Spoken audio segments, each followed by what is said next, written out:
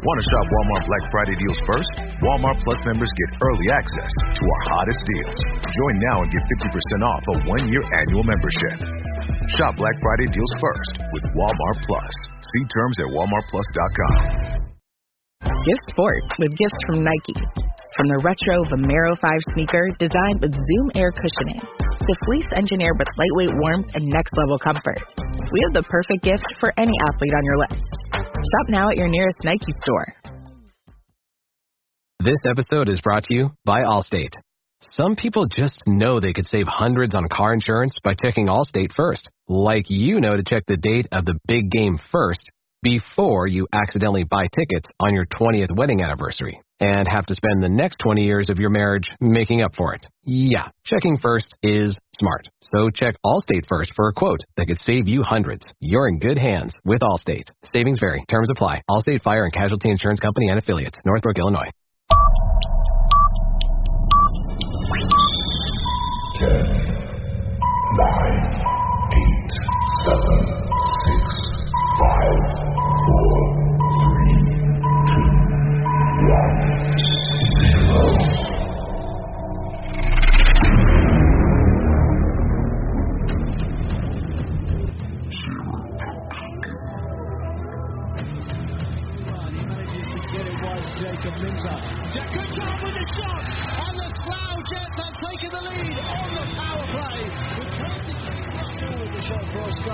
No need for the save from Lorde, and Campbell finds himself in, and it is 3-1 to the Chelsea Chieftains.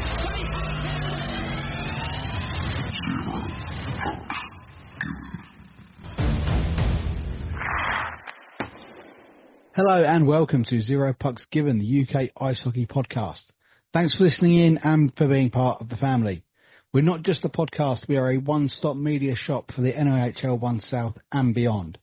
I'd like to first tell you about our partners.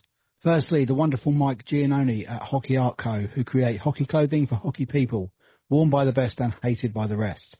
With artistic and stylish t-shirts, hoodies, caps and more, listeners to the ZPG network get a 10% discount on everything from hockeyartclothing.co.uk when you use the code ZP10.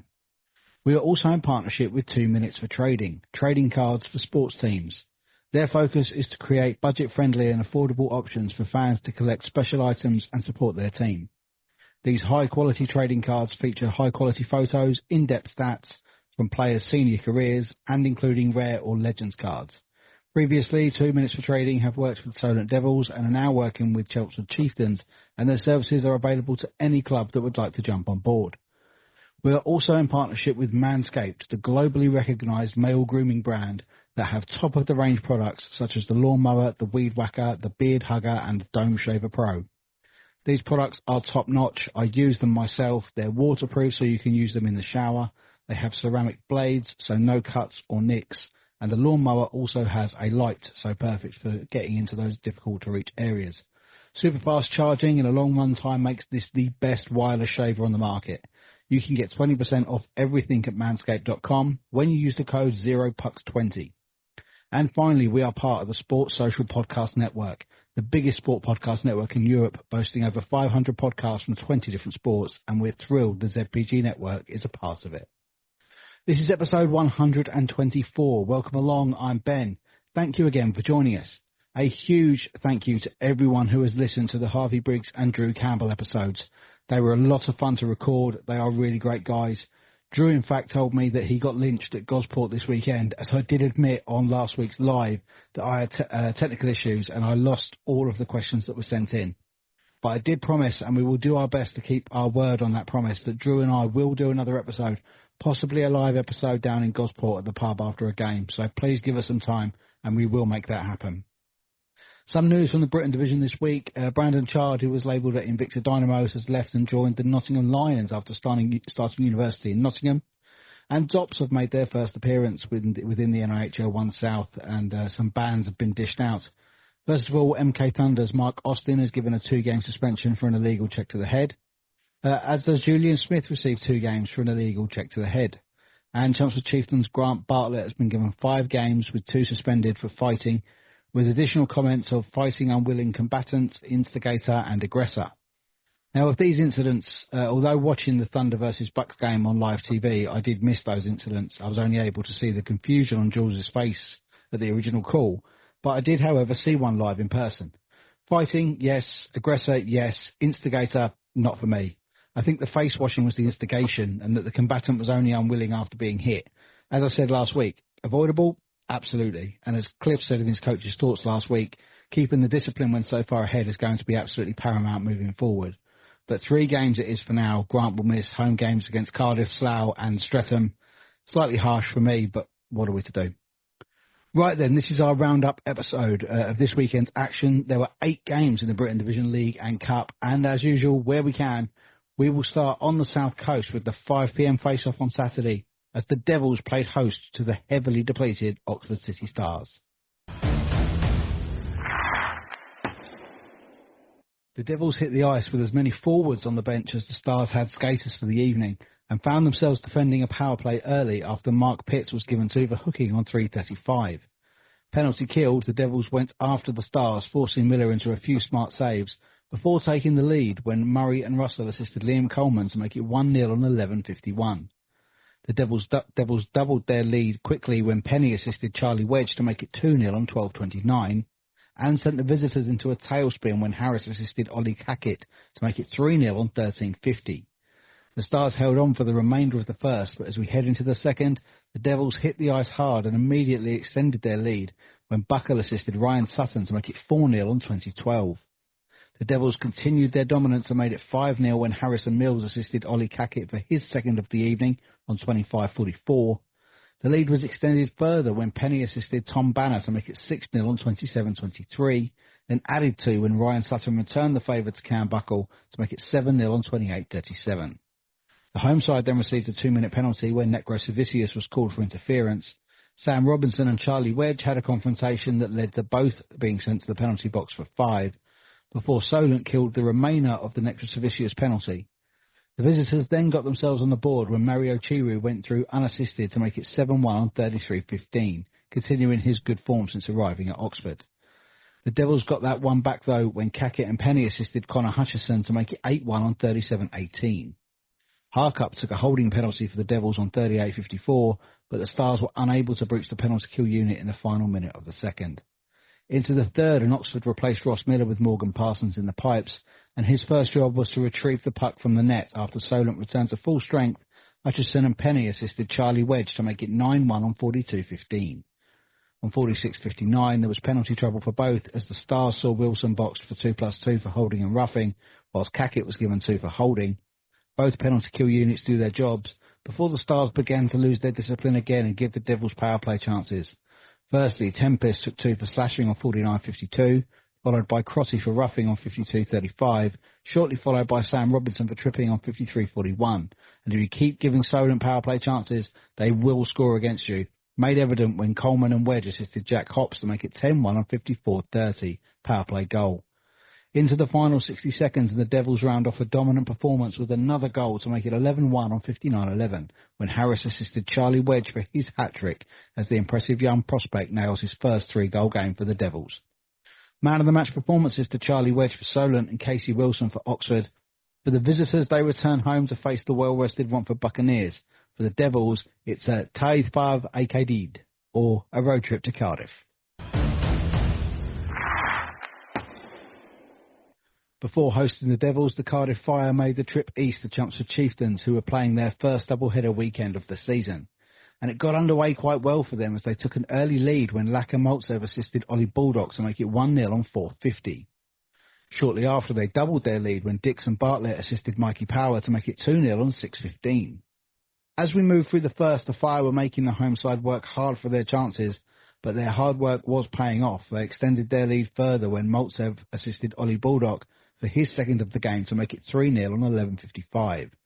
And shortly after, Mikey Power got his second of the evening, assisted by Dix to make it 4-0 on 13:56. The first ended with both sides having a man in the box, with Wells and Hind Pitcher taking to slashing each other, but no addition to the score. Into the second, and the home side scored again when Baldock turned provider, this time allowing Dylan Dix to score, making it 5-0 on 26:20. Chelmsford had to kill off a Wells high sticks penalty on 34:20 to keep their shutout intact. Into the third, and the Fire then had to go on the kill after Ewan Davis was pulled for delay of game on 45.09. But after he returned to the game, Ewan Davis went unassisted to pull a goal back for the Fire, making it 5-1 on 49.01. Cardiff were forced to kill off a Llewellyn tripping penalty and a Regan high sticks penalty, but no addition to the score, as the Fire made the Chieftains work a little harder than they would perhaps have liked, with the visit of Slough on the horizon on Sunday. For the Fire, the long trip back west as they prepare to host the Devils at the Vindico.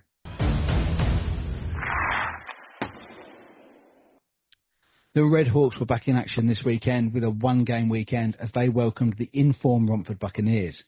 The Red Hawks shaking off the rink rust in the first 10 minutes, forcing Sonny Phillips into some smart saves until they got themselves in the lead when Jared Lane fed Beasley in Gretzky's office, who found Ryan Watt in the slot to slam home for 1-0 on 10:53. Penalties for both sides followed when Cathcart and Phillips took swipes at each other. Wells sat the penalty for Romford. A solid first by both as Romford looked to be strong defensively.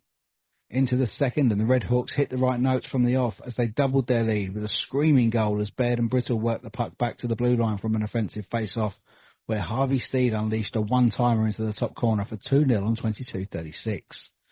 On 23:08, Maguire was boxed for hooking, and on the resulting power play, the home side pushed further ahead when Norcliffe and Inglesby moved the puck to Brendan Bard, who found the top corner from the high slot on 24:23, power play goal. The Bucks then had a power play opportunity when Doughty sat for kneeing on 27:44, and seconds after the Red Hawks killed the penalty, the Bucks pulled a goal back when Hushka assisted Donald Campbell to make it 3-1 on 29:47. In the aftermath of the goal, the Streatham bench received a penalty for abuse of official, and Henry Ake injured the short straw to sit it.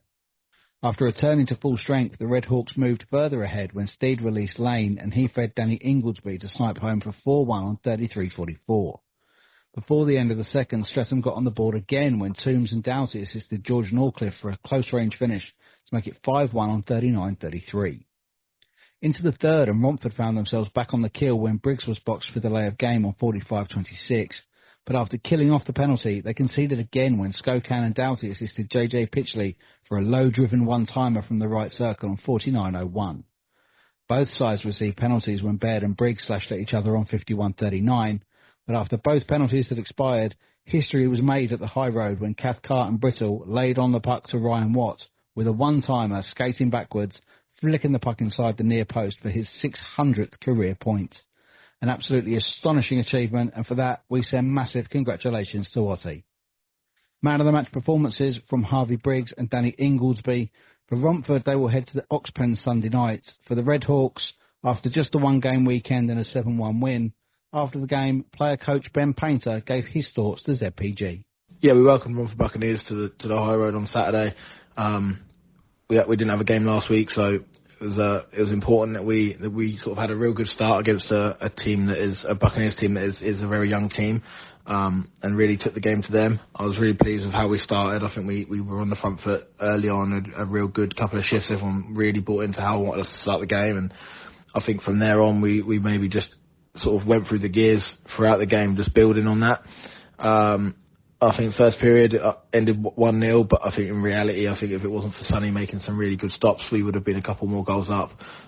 Defensively, we were pretty tight. And then, into the second, far more clinical. I think we were far more clinical in net. We were crashing the net a bit better and sort of doing all the little things a little bit better, and that paid off. Finishing the second period 5-1, and then the third period was wanted to make sure that defensively we were solid, nothing against, and made sure we saw out the game the right way. So with a Buccaneers team, we know they're always going to come to work hard and make sure they're always battling all night, and then with a bit of quality like Husker in there and Harvey Briggs, we knew we'd have to make sure we kept them quiet, and I think we did exactly that. So all in all, I was pleased with the performance to get us back into game action after a week off. The final game of Saturday saw the Coronado MK Thunder make the relatively short trip to the hangar to face the might of the unbeaten Slough Jets. The Jets, probably with Sunday's trip to Chelmsford on their mind, were reluctant to hit top gear, but did take the lead in the first when Redmond and Soper assisted Edward Cave Humphrey to make it 1-0 on 13:21. Quickly doubled when Seb Moore and Goodchild assisted Brandon Miles to make it 2-0 on 15:50. Into the second, and the Jets had to kill an early penalty when Luke Smittle sat for 2 for slashing on 21:49. But they made it a 3-goal game when Christian Moore and Dreelan assisted Jacob Minter to make it 3-0 on 30:17. Again, going quickly from the restart, Seb Moore assisted Jack Goodchild to make it 4-0 on 32:11. Matt Spittle was replaced in the pipes by Nate Gregory, returning to the roster after being debutised by Connor Dudley last week. Into the third, and the Jets notched another when Lindgren assisted captain Connor Redmond to make it 5-0 on 44:33. The Jets moved further ahead when English assisted Christian Moore to make it 6-0 on 49:51, and on 52:46 it was 7 when Seb Moore and Miles assisted Jack Goodchild for his second of the night. The Jets weren't done there, and they put their opponents to the sword in the final few minutes as Redmond assisted Jacob Soper to make it 8-0 on 53:26, and the scoring was finished when Miles assisted Seb Moore to make it 9-0 on 56:19.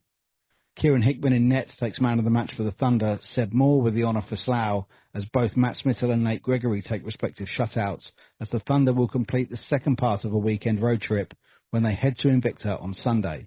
For Slough, it will be an old-school gunslinger in Chelmsford.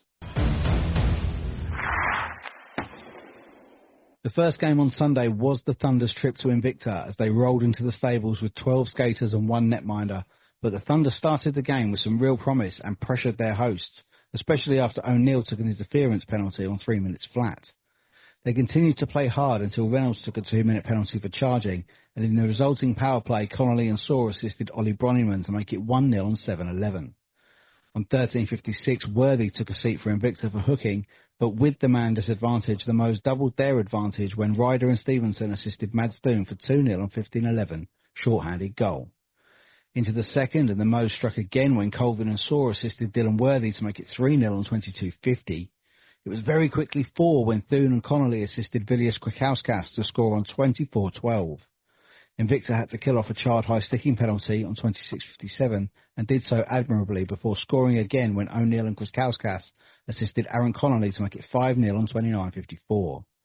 It was after that goal that it was clear that Kieran Hickman had a serious problem.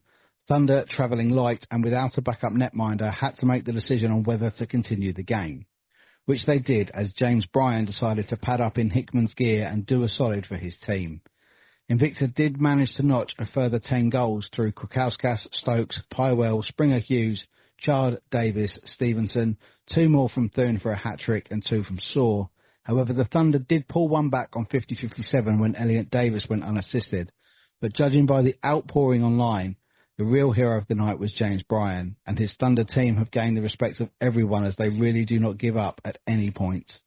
After the game, hold on to your hats because this is a long one. Thunder head coach Will Fry was delighted with his side's attitude. Obviously, trip down to Slough, it's always going to be a tricky one for us. It's not a game that we're going into with any expectation in terms of the result. I think they've proven tonight with the game against Chelmsford the ambitions that they've got for the season, and full credit to them. They're a quality hockey team. They've got some great players. They're well coached, and they're tricky, making it difficult for us to go and visit. But there was plenty of things that we wanted to take out of the game. We've been putting a lot of hard work in over the first quarter of the season that we're supposed to be coming into now, in trying to make ourselves harder to beat, making ourselves more competitive for longer in these games, and a lot of that comes down to 2 aspects that we've identified. One of them being how we're defending in our own zone and the structure that we're looking to get into in that end of the ice. And I think so far this year we've had spells where we've got it right, but I don't think necessarily some of the guys have trusted the system, maybe not bought into it quite the way that we'd hoped we would. Some bad habits in there defensively that they maybe want to make the right decision, but they get themselves in bad areas, or they make the wrong decision. But we're working hard on it, and it was an opportunity for us to go and spend 60 minutes where we knew we were predominantly going to be in our own end, and if we could get it right and trust the process and defend well against them and try and let them play in the areas that we want to let them play and defend the areas that we think we need to defend, then that was a good job for us. And I think first 2 periods we did so, did very, very well. 4-0 through 2, so probably a par score for the evening really with how the game went. We didn't generate a lot offensively. We knew we weren't really going to. Not to say we weren't trying, but that wasn't the objective that we set for the guys. And, you know, we've gone down there we're missing some key players. We've obviously got some suspensions, and that's on us. We've been hit with some injuries. That doesn't help. But I think the squad on Saturday night, we had 3 16-year-olds, 2 of whom making their senior debut.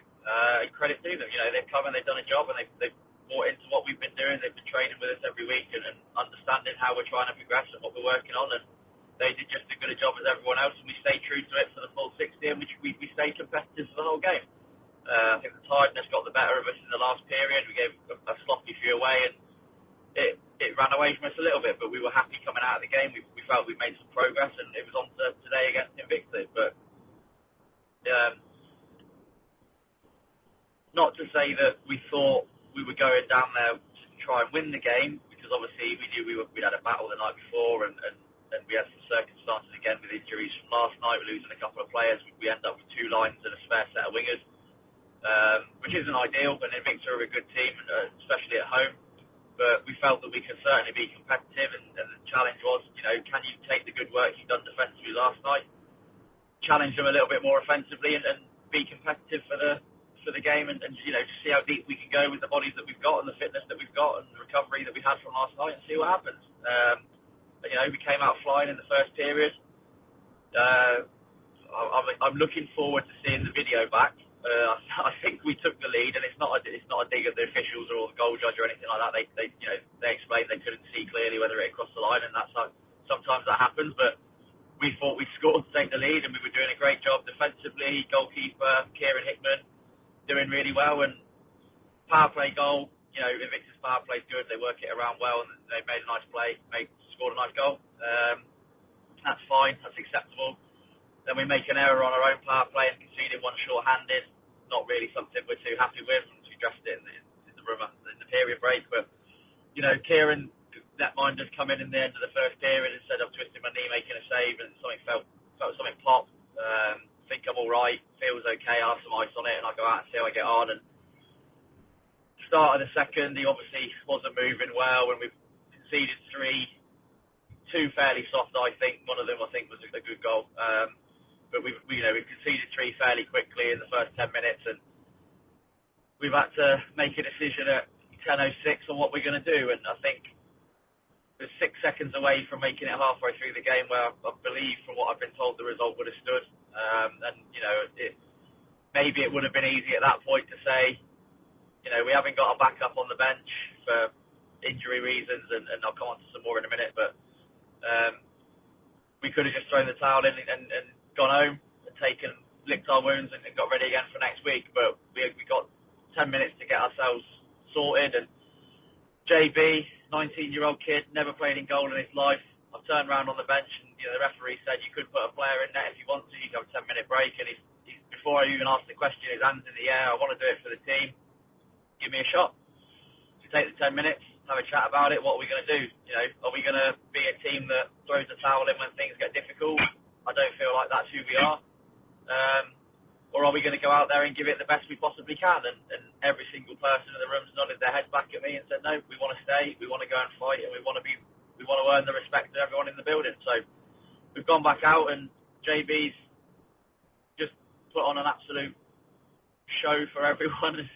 I think it lifted the mood that was obviously disappointed by the fact that Kieran's sustained quite a nasty injury, and we'll obviously assess how that is. But every single person in that team, short bench, fighting for each other, fighting for the team, fighting for the club, and just testament to the hard work and the attitude that we've got in our group this season. Things haven't gone our way. We know results haven't been good, but we're close. We're so close to turning the corner.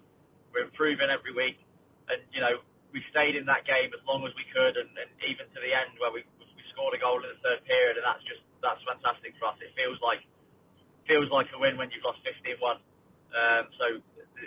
Sometimes it's not about the result on the scoreboard. Sometimes it's about what those opportunities can give to your players or your group as a learning piece. So they've understood tonight that if you go into any situation in life, whether it's hockey or something else, as long as you give it your best and you don't give up and you stay with the task at hand, you will earn the respect of the people around you. And full credit to Invicta and their fans. You know, I've never heard a reception like that for an away team in any building at any level at the end of a game, and we're very grateful for it. And I think we've made a lot of friends tonight with the way that we've approached the task and approached the situation. So disappointed to not come away from the game with anything, but I think we've had a bigger win in some ways. There was some criticisms, you know, some conversations about why have we not got a backup on the bench, and that's probably on me. I've made a coaching decision in the week that we've got an injured starter. Kieran's come in and he's finding his feet on the ice as a roller goalie previously and doing a great job, and he said he was good to go for both games. He said he was good after last night, and the only other option that we had available to us was Caleb Sheehan, who's obviously still a junior, and the under-19s had a game today, and I don't want to put a young player with potential that Caleb's got in a situation where he's missing the opportunity to get good minutes sitting on a bench. So I made a judgment call, and, you know, I've paid the price for that, and I held my hands up to the guys and said, look, it's on me that we haven't got a backup on the bench. It's something we'll address moving forward, and we'll look to get someone else in if we can. But we've got 2 senior goalies injured now, which isn't ideal, but we'll keep working hard, and we'll get together again in the week of training and keep putting the hard work in and keep refining the details that we're looking to get into these systems that we're playing. And the journey continues into Swindon next weekend, where the confidence feels good at the moment. The team feels like they're in a good place. So let's see what happens. And I don't think we're far from turning a corner and getting some points on the board and climbing up that table, which is the ultimate goal. So it's a long season to go yet, but we maintain the attitude and the application that we've had so far this season, and I think we've got a real chance of making the playoffs at the end of the year. So again, yeah, thanks to Slough yesterday. Made us feel welcome down there, and huge thanks to Invicta today for their understanding. Obviously, the delays didn't really make it a pleasant experience for anyone, and then supportiveness of getting behind our guys and keeping them going right through to the end, and the appreciation for the work that they put in. So we look forward to playing them again this season, and we look forward to next weekend. And after the win, Karl Lennon also gave his thoughts to ZPG. Just the one game for us this weekend on Sunday night at home against the Thunder. I think they started incredibly well actually as a team, probably the best I've seen a Thunder team play against Invicta for at least the time I've been here as coach. So credit to them for that. It was a narrow sort of 2-0 lead, and they were very unfortunate themselves, I think, to have a goal disallowed. From my understanding, it did look like it was across the line, but wasn't given, and that was really the scare that sort of prompted us into some sort of momentum, I guess, to get on the scoreboard, and we pretty much duly did afterwards. I think they took a penalty like 10 seconds after that was disallowed, and we scored on the power play and never really looked back.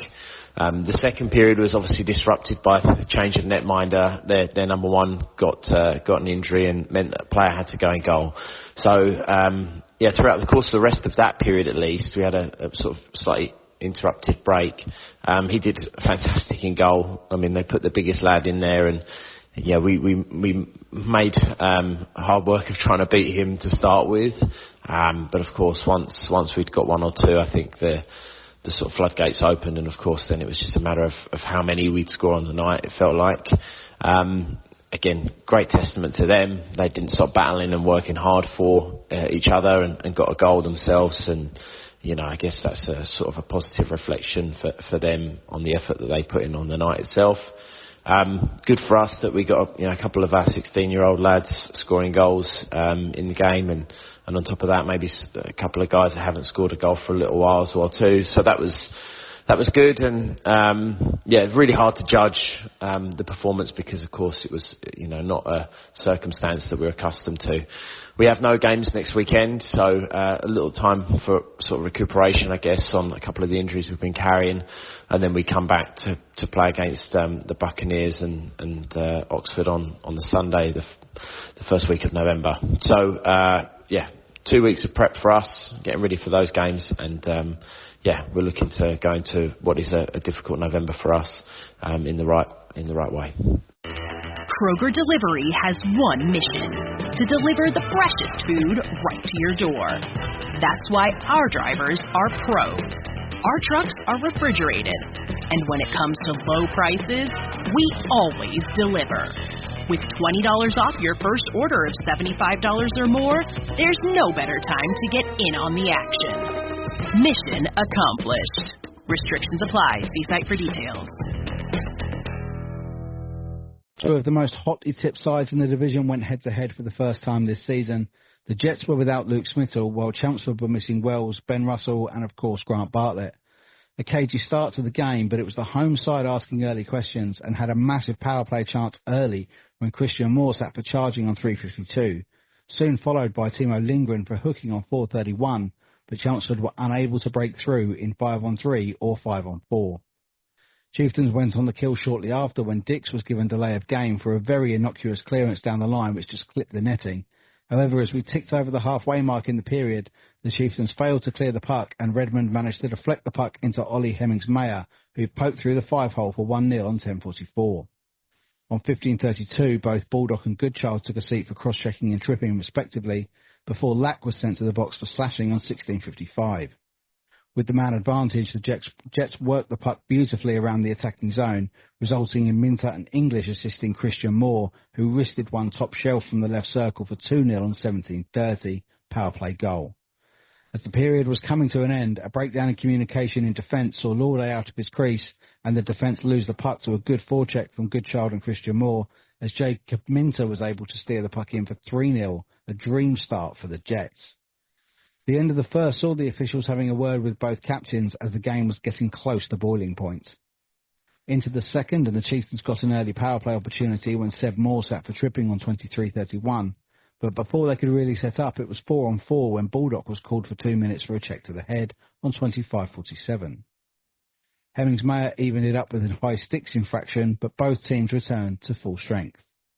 On 30:18, Cole made his way to the box for hooking, who was quickly followed by Lack for unsportsmanlike conduct on 30:59. Then it boiled over. After Dix had landed a big hit on Miles in the first, you could just sense it was coming, and the two dropped gloves, sticks and buckets at centre ice for a fairly decent tilt that saw both get 5+2 for fighting. 34:04 the time, it saw the crowd get another boost as the volume went up to deafening. On 35:03, Timo Lindgren was given 2 for interference, and in the resulting power play, nice stick work from Sam Russell laid the puck off to Jay King, whose thunderous shot was redirected and tipped in by Alan Lack for 3-1 on 35:45, power play goal. Straight after the goal, Baldock was given 2 for tripping, but the Chieftains killed it off, and 3-1 it stayed. Into the third, and the game really ebbed and flowed, with both teams having chances, the most notable of which saw Christian Moore nicely work the puck through the crease, only to be unbelievably denied by the go-go gadget leg of Jordan Lauday. On 55:42, the Chieftains were on the kill again when Dick sat for cross-checking, but they managed to kill. On 58:32, the Chieftains called their timeout and pulled Lauday as Cole was given 2 for tripping. On 59:10, still with an empty net, Seb Moore was called for holding, and the Chieftains were now 6-on-3. A melee in front of Smittle's goal saw the hands go up to indicate a penalty shot with 11 seconds left on the clock. Cam Bartlett took to centre ice for it, but after deking and faking his way to goal, his shot was saved by Matt Smittle, and that was all she wrote. A thoroughly enjoyable and entertaining game of hockey that only saw 4 icing calls, which for me tells you the quality with which the puck was being played in the offensive, defensive and neutral zones. And the home side actually outshooting their visitors 39-42. Man of the match honours to Matt Smittle and Sam Russell, and after an up-and-down doubleheader weekend, Chieftains head coach Lewis Clifford gave his thoughts to ZPG. Yeah, so first doubleheader actually for us this weekend. I think we had 6 or 7 one-game weekends in a row, so doubleheader came a little bit of a shock to the system, probably, to be honest. Saturday we played Cardiff, a tough one that. It was one of those games that actually Cardiff gave us a bit of a tough night, but having said that, it could have probably finished 10-0, or it could have finished 2-1, or as it did 5-1 to us. I didn't really know too much about them or what to expect, and they turned up and they worked hard and they were tough to break down. And Scanlon, I haven't seen him for a few years.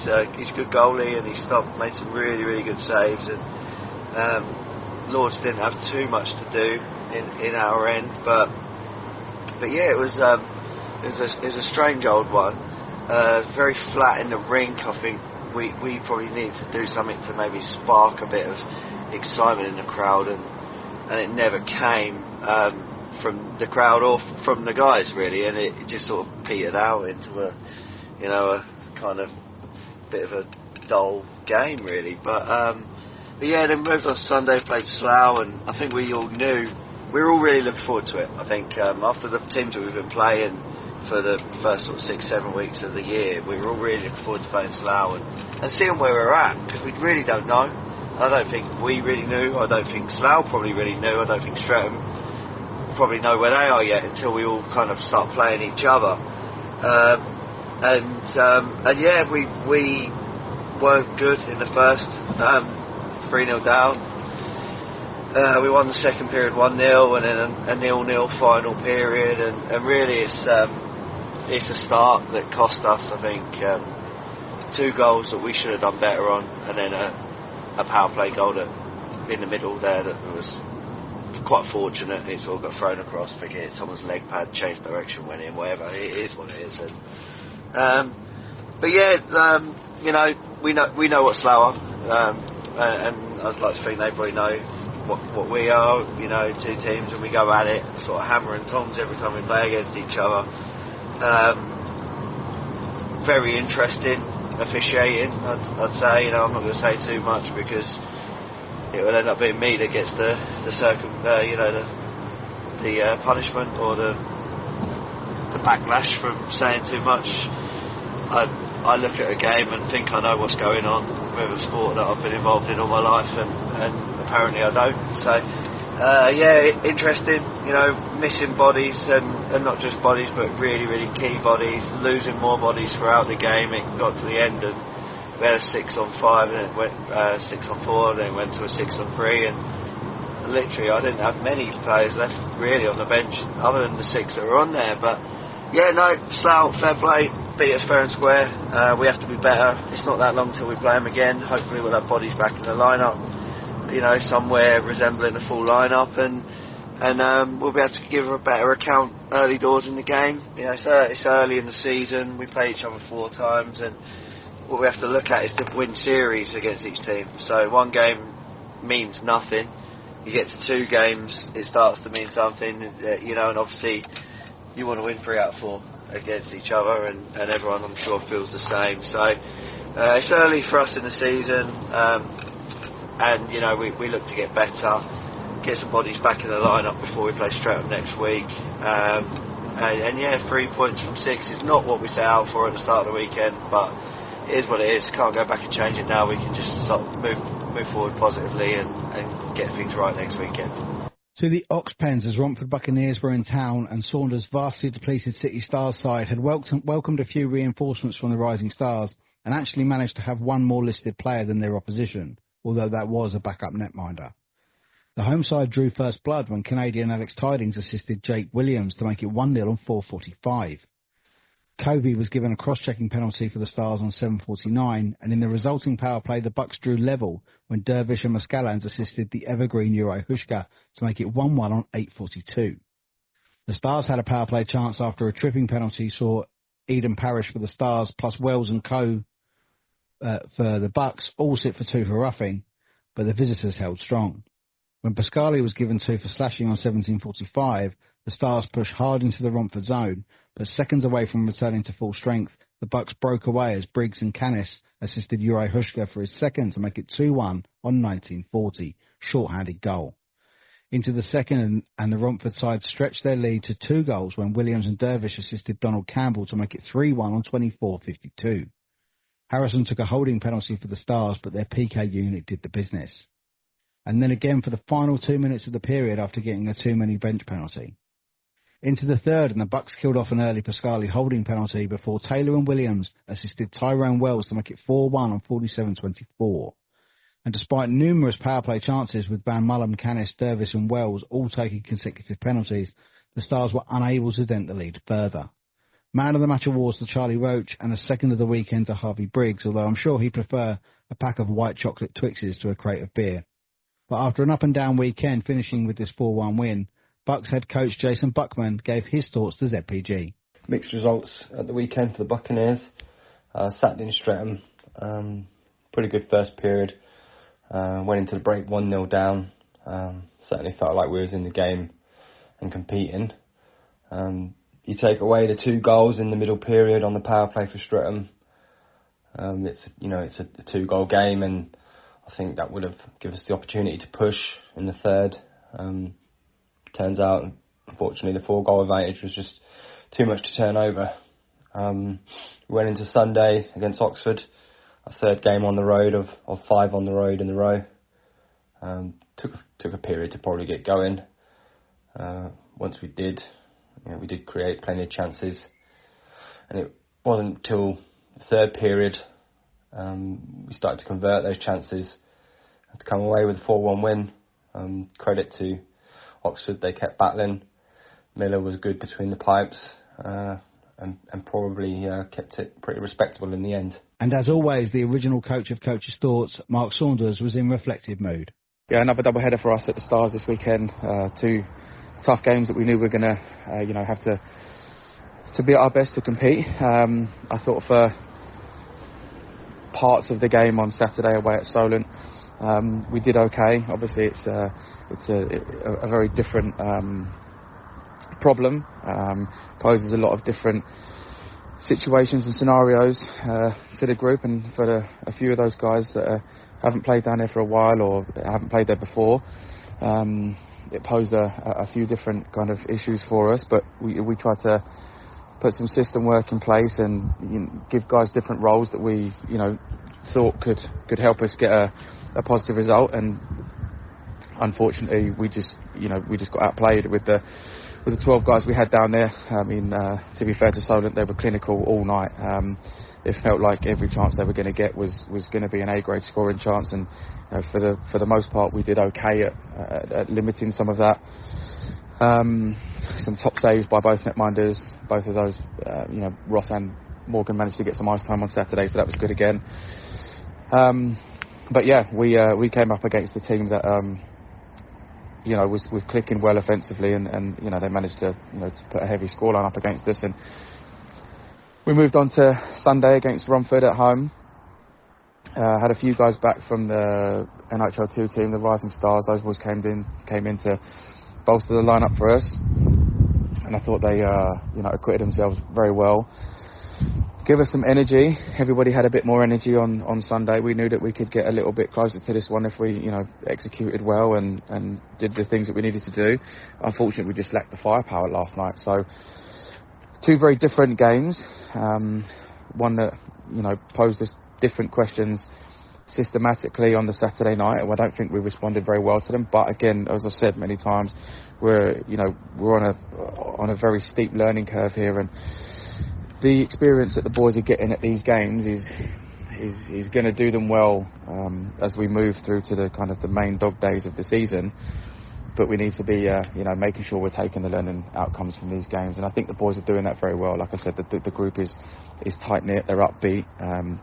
They're ready to the challenge every week, every day that we have games and practices. Sunday was a different event against Romford, and we just couldn't put the puck in there for whatever reason. Sometimes you have those nights, and we didn't really get close. We tried to throw everything we could, but I think the boys are tired, and as I said last week, the boys that are playing are logging big minutes, and we're hoping to get some bodies back this week. Hopefully some people back into the lineup, and we'll see how we go this week in practice, and get some guys nursed back to full fitness, and see if we can get them in a lineup for our single game this Sunday against Cardiff. The final game of the weekend saw the Devils take their Taïd Fav Al-Khadid, missing a few but loaded with systems, I'm sure. Sheppard's fireside seemed to be getting ever closer to that elusive first win back in the NIHL 1 South, but found themselves getting into penalty trouble. Firstly, Racine was given 2 for holding on 2:52. On 10:36, both Pitts and Quinn shared a roughing penalty before the visitors did strike, even-handed, as Murray and Harkup assisted Jack Hops for 1-0 on 13:28. On 14:29, Sheppard and Stevens both sat for Cardiff for holding and boarding. The Devils took immediate advantage as Hops assisted Kane Russell to make it 3-0 on 15:15, power play goal. On 15:19, Jasper Quinn found his night over as he received 5+ game for boarding, but the Devils failed to add to their score. Into the second, and the Fire did pull one back when Kazyanovs assisted Lewis Stevens to make it 3-1 on 27:02. The Devils then killed off a Mark Pitts tripping penalty before Scanlon received 2 for roughing on 35:41. the Devils made the most of their advantage and made it 4-1 with a goal from Alex Murray, assisted by Hops and Russell. But in the celebrations that followed, Mark Pitts was ejected for misconduct on 36-14. Llewellyn, playing against his former team, took a seat for tripping on 36-40, but a small period of madness seems to come after that. On 45-20, more penalties as Banner received 2 for roughing for Solent and Racine received 2+2 for boarding and roughing. 15 seconds away from killing off the penalty, Alex Murray went through unassisted to finish the game off 5-1 to the Devils in the home of their Elite League namesakes. After another frustrating weekend for the Fire, player coach Elis Sheppard gave his thoughts to the podcast. A really strong performance on the Saturday against the playoff champions, the Chelmsford Chieftains. A slow first period, going down 4-0, losing the second period 1-0, but actually coming away with a third period victory at 1-0. There was plenty of positives to work on, and I wanted us to take that positivity into our game against Solent on the Sunday. Unfortunately, we were a little bit flat-footed. A few power play goals crept into the mix, and ultimately we just never recovered. A game that, if we stayed out of the box, would have probably looked a little bit different for us as well, which is equally frustrating. But accountability has to be taken from me and from the team as well, and just bounce back from it. And after another 6-point weekend, the demonic South Coast side, player coach Alex Murray gave his thoughts to ZPG. Yeah, obviously this weekend we had a double-header weekend. First game on Saturday was against Oxford City Stars at home, and then we faced Cardiff for what was our first game in many years back in Wales on the Sunday away.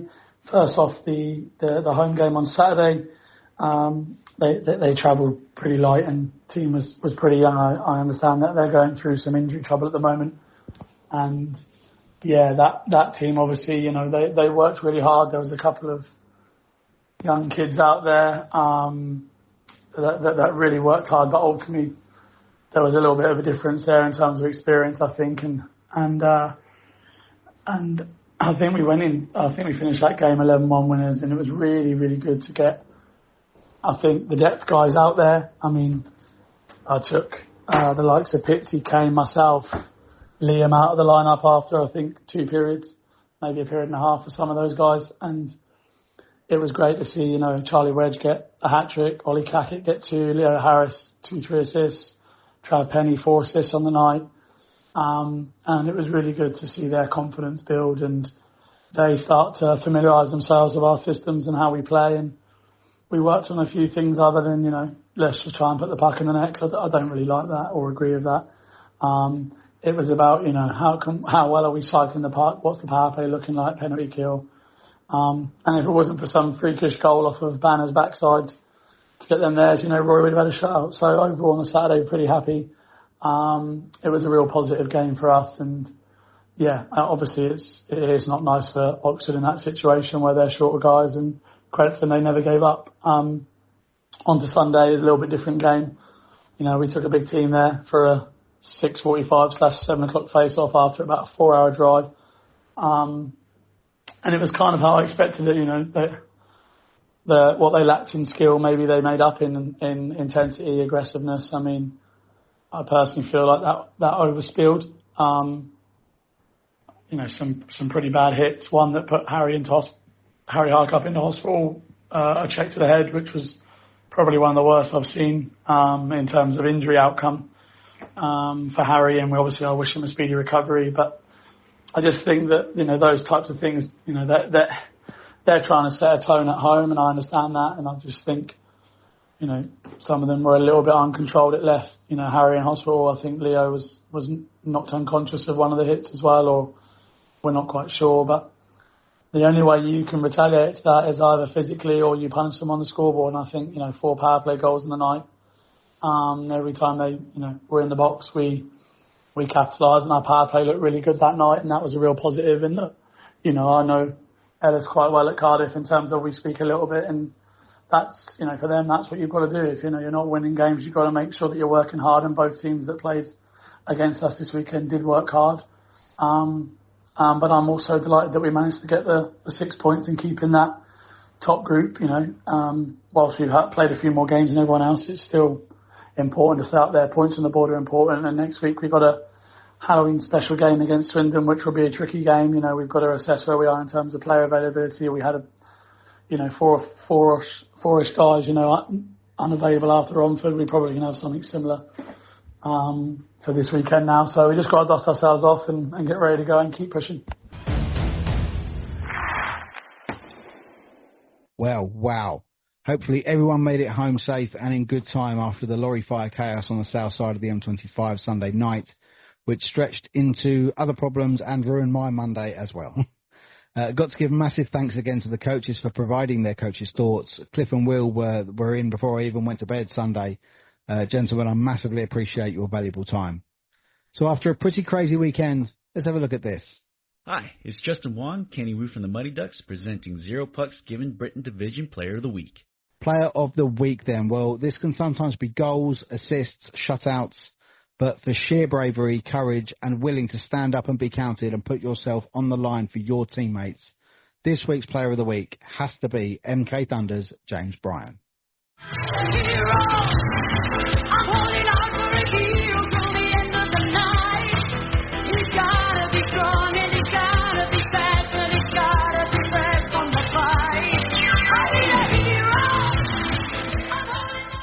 So let's have a look at the fixtures for next week in the Britton Division.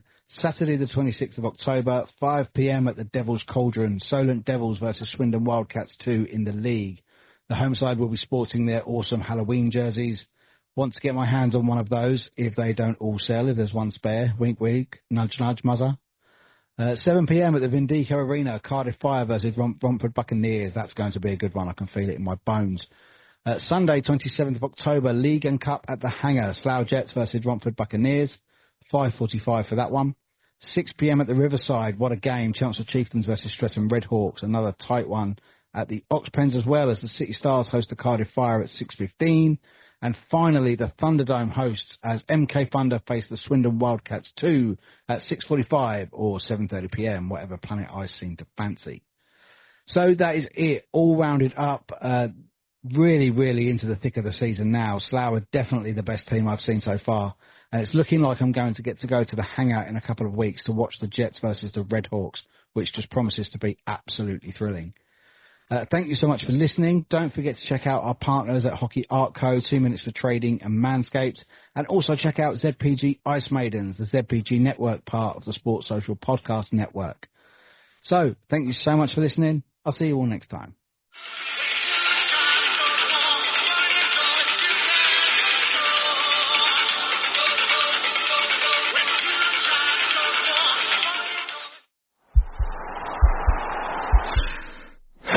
This podcast is part of the Sports Social Podcast Network.